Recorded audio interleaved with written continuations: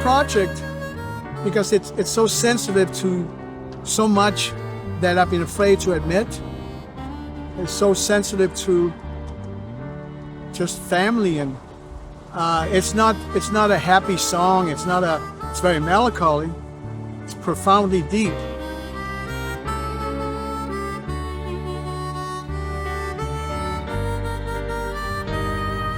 Didn't really realize how much it filtered through my mother, who was terribly suffered from being older and had to take care of my aunt, her younger sister, in the death camp, while my grandmother, their mother, got the gas chamber. So how it affected my mother was horrific. But I realized you're not liberated right there when you get out. It filters. I mean, just having children, I was considered a miracle child because I was like the first kid. My mother and my aunt, as being Jewish, knew that, thought that all the Jews were wiped out. But in Denmark, they said, no, the Jews went to Sweden and they're coming back afterwards. You know, they once lived in Denmark. But as we know, there's a lot of denial that this actually happened. And so my mother, who couldn't talk about it, would write over and over again on scraps of paper in the last couple of years before she passed, realizing that people don't believe.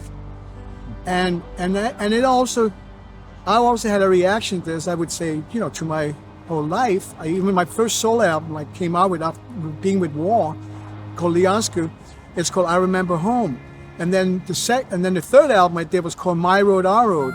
And that piece, My Road, is actually, I got terminated copyright and got it back. So that's the last composition on this album called Never Forget. So to feel liberated and not be ashamed and not be scared of being Jewish because of the anti-Semitic, I said enough is enough. That's what made me want to dig deep in the demons in myself, the things in me, and process it, and really want to tell the story, you know, and that's the reason why I chose to do this album called Never Forget.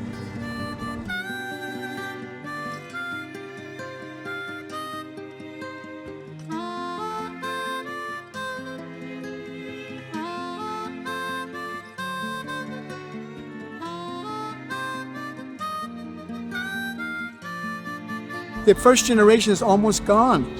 They're the people who suffered. And the few that are left, you know, are going to be gone soon.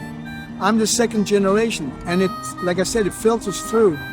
And it's important, I have a responsibility to really express it sincerely, from my heart.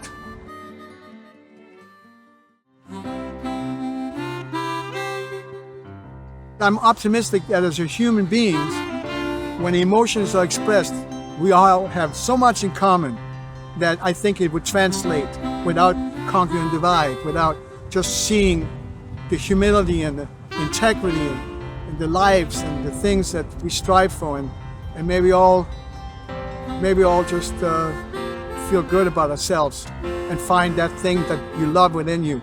Then there'll be more peace in this world. To me, I'm a musician, I'm an artist. When I say I'm an artist, that means that I live for, and that's all I do. I live for reflecting and expressing what I feel and see.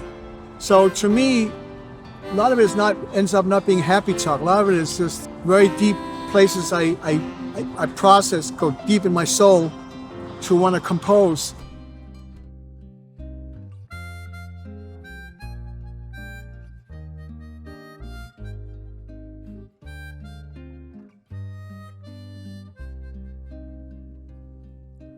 What was very special about it is not just the orchestrations, but then also the one piece in the album is called World for Peace.